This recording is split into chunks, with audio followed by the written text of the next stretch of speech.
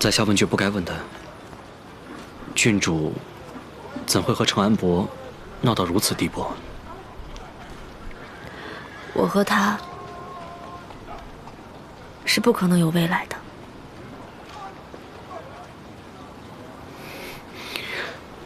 若真如此，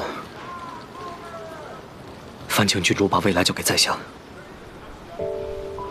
我定会守护郡主，爱惜郡主，一生无悔。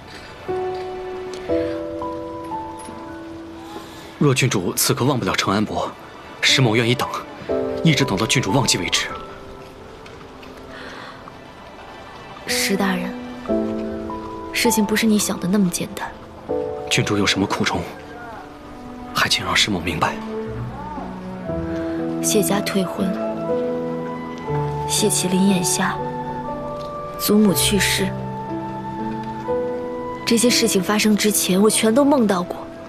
我还梦到了搬家被抄，大难临头，自顾不暇。我不想连累其他人。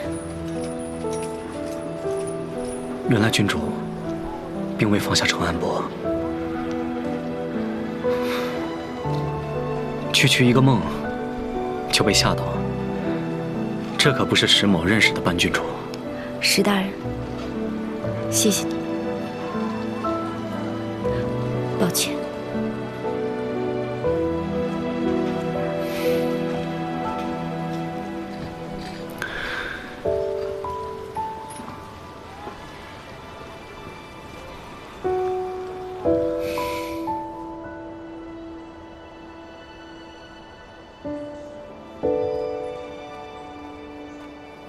大长公主说，郡主是最像她的后辈。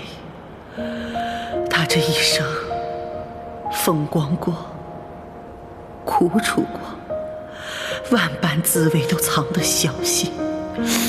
可她希望您只随了她的前半生，恣意鲜活，自由随心。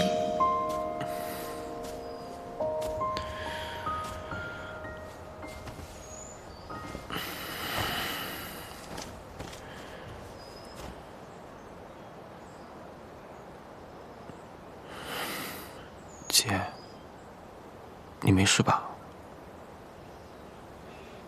弟弟，你是咱们家唯一的男丁，你一定要勤加练武。我已经嘱咐阮绵绵了，从今日起，每日3个时辰。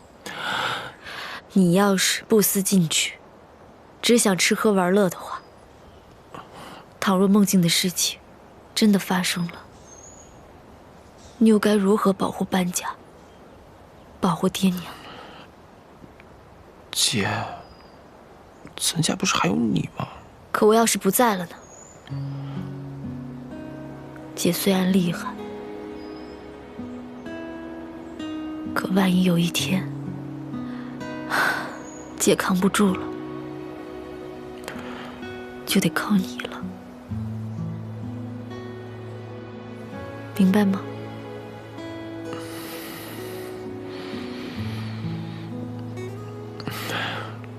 明白。